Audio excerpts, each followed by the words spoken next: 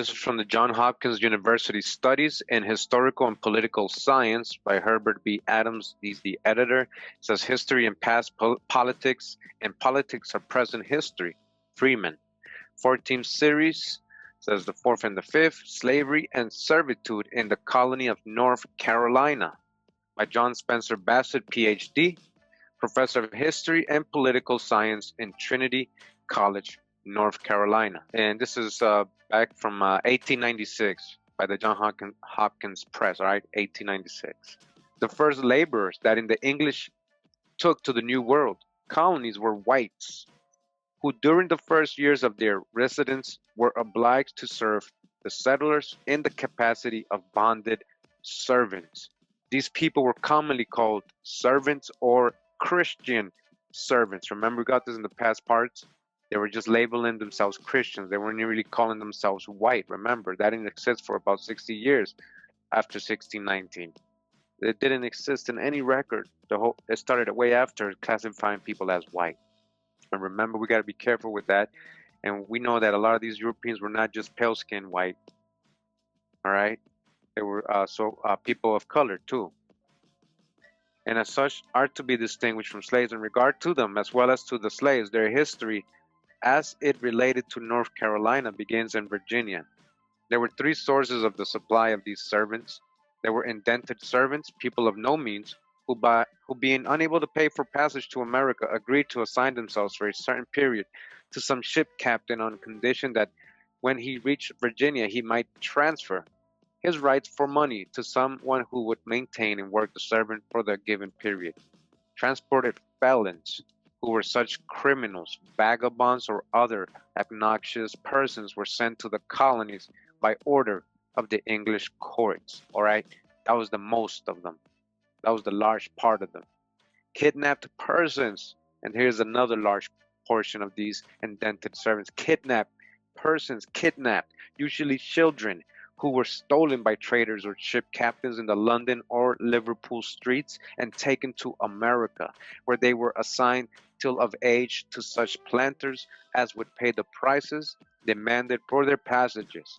From these 3 sources, many people came to Virginia during the first 60 years of its settlement. Again, during the first 60 years, there was no record of anybody calling anybody white. So whoever wrote this, talking about the first people who were enslaved, the first laborers were whites. And he's talking about the first 60 years. We already got in law books, statute books, we've shown that they didn't have that anywhere until 60 years later, after 1619, after they started establishing their colonies and bringing in these indented servants by the large numbers. Continuing the book, it says, in the early period of North Carolina, there was continual complaint that people harbored runaway servants, all right, runaway servants. Governor Nicholson made the charge in 1691, and Edward Randolph, Surveyor General, repeated the charge in 1696. The situation of North Carolina was favorable to Virginia runaways, and it is likely that when servants left their masters in that province, they took refuge in the swamps and the forests to the southward. Who?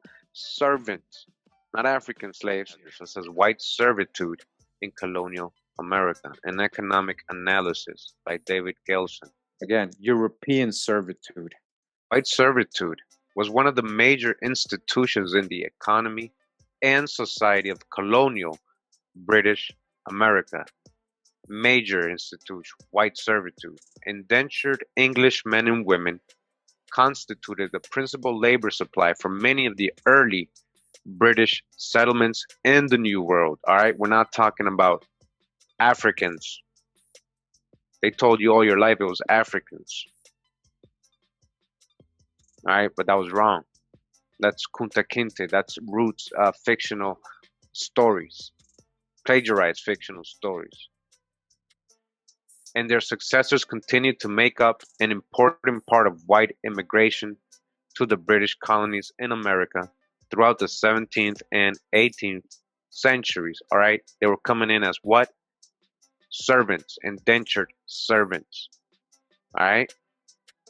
Yet those bound immigrants who arrived in the West Indies or the Chesapeake in the first half of the 17th century performed a very different role in the colonial labor market than did the indentured servants who came to British America in the middle of the 18th century.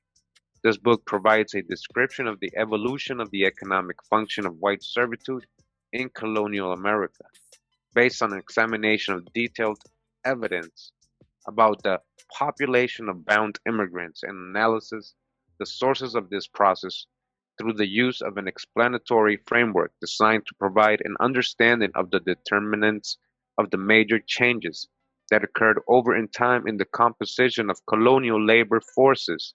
In this way, this book is intended to produce both a thorough portrayal and an explanation of the causes underlying a dramatic episode of early American history in which hundreds of thousands of European men and women of the 17th and 18th century voluntarily sold themselves into bondage for a period of years in order to become part of the earliest stream of immigrants from the old world to the new.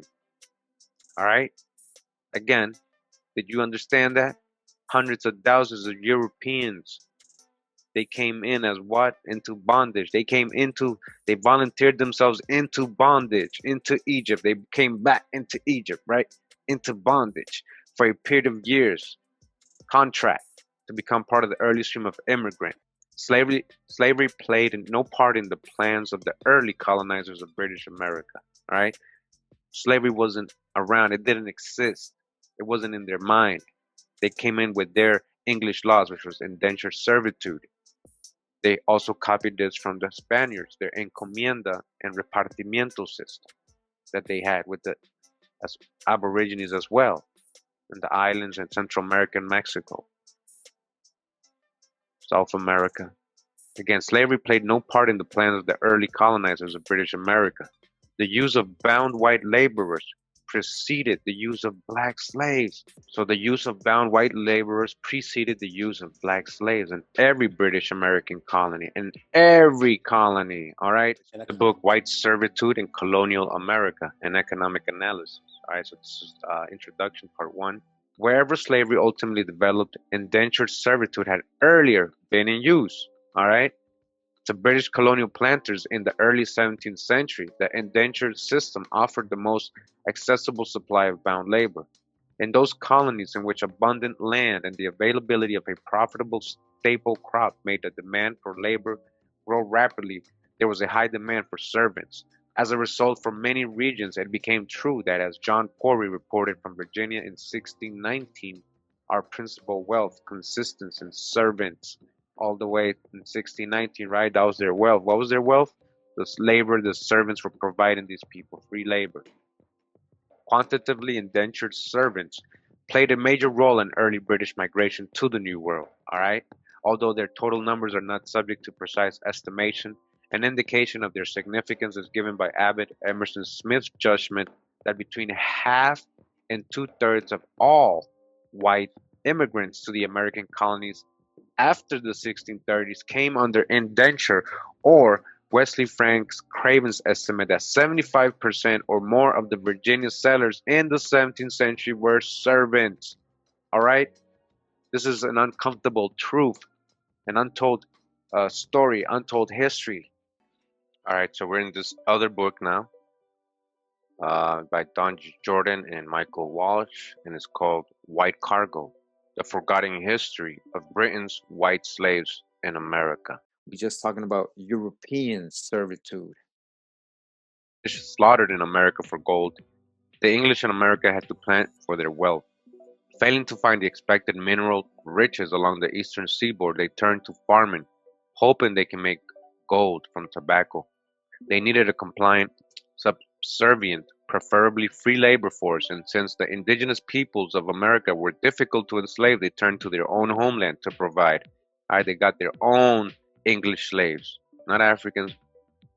They imported Britons deemed to be surplus people. All right, Britons, they're talking about the originals, the dark skin. All right, remember, I know they're talking about white people here, but they also imported anybody who didn't want. So that even black Britons too. The rootless, the unemployed, the criminals, and the dissident. and held them in the Americas in various forms of bondage for anything from 3 years to life. This book tells the story of these victims of empire. They were all supposed to gain their freedom eventually. For many, it didn't work out that way. In the early decades, half of them died in bondage. This book tracks the evolution of the system in which tens of thousands of whites, not Africans, were held as chattel, marketed like cattle, not Africans, whites, punished brutally and in some cases literally worked to death. For decades, this underclass was treated just as savagely as black slaves, and indeed toiled, suffered, and rebelled alongside them. Right, whites running away, getting hanged, getting whipped, lashes, all that. Eventually, a racial wedge was thrust between white and black.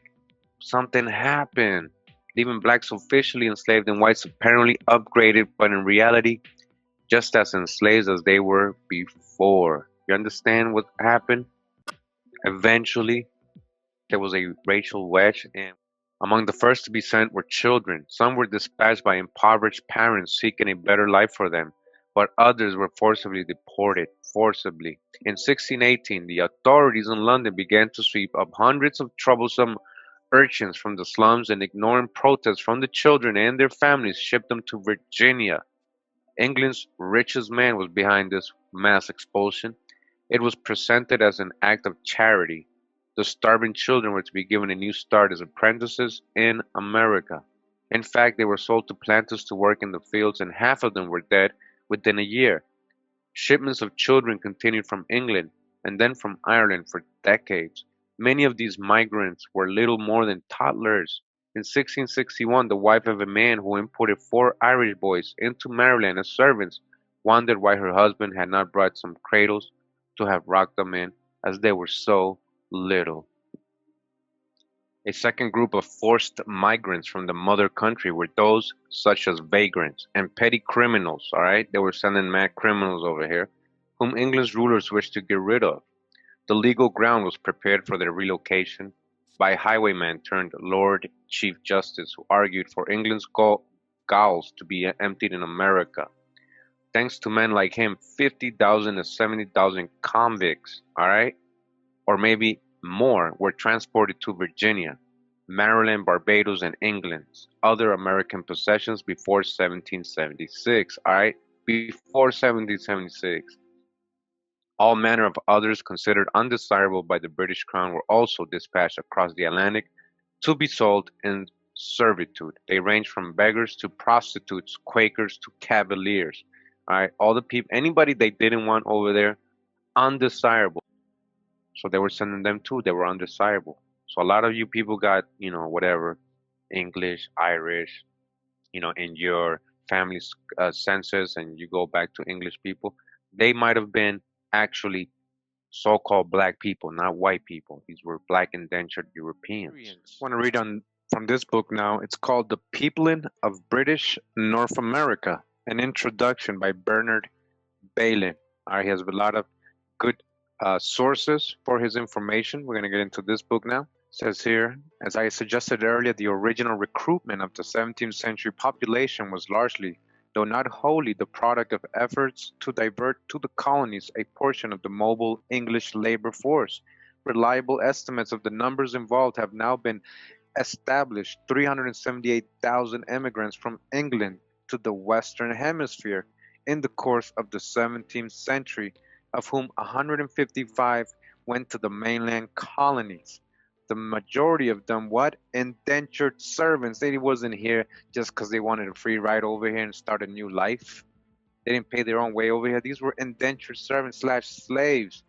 And we know something of their geographical origin. Almost all of the indentured servants came from southern England, with a high concentration in the Thames Valley, centered in London. Their social origins are less clear, but there are fairly clear boundaries. These 17th century labor migrants form a spectrum from the utterly destitute, the disreputable, and the vagrant to the respectable young artisans or would-be artisans seeking more secure employment and eventually an independent stake in the land. All right, so they try to sugarcoat it, but they told you a little bit. They're undesirable, they're destitute, they're disreputable and vagrant. That's what they were sending over here. In these later years of the colonial period, their numbers were supplemented by convicts from all over Britain, About 50,000 of them were transported to America to serve out their time in unpaid labor, along with the free indentured servants. There were Irish and Scotch too among the 18th century labor recruits, and above all, a mass of German redemptioners whose presence, like that of the Irish, was a major fact of social life everywhere in North America, from Lunenburg in Nova Scotia to the southern borderlands of Georgia and Florida. All right, all these countries sending their undesirables, all these indentured servants from different parts of Europe.